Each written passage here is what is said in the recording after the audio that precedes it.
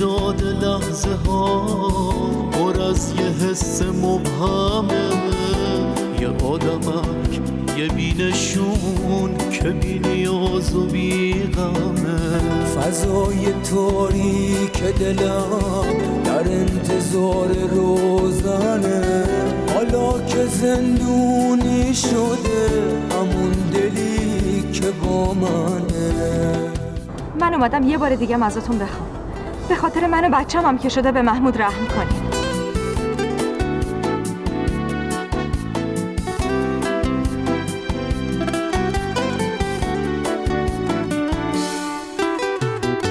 بخون که آفتابی بشه شب سیاه قصه ها، ستاره های بی نفس منتظر گلایه ها.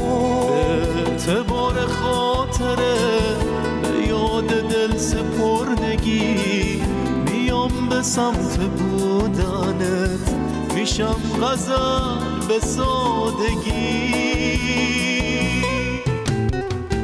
بگو بگو حق حق من اسیر سر سپردنه، یکی که مثل من شده حالا تو فصل مردنه.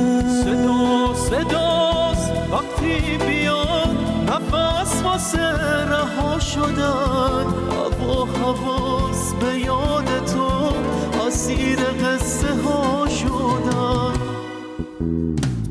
در امتداد لحظه ها پر از یه حس مبهمه، یه آدمک یه بینشون که بی نیاز و بی غمه.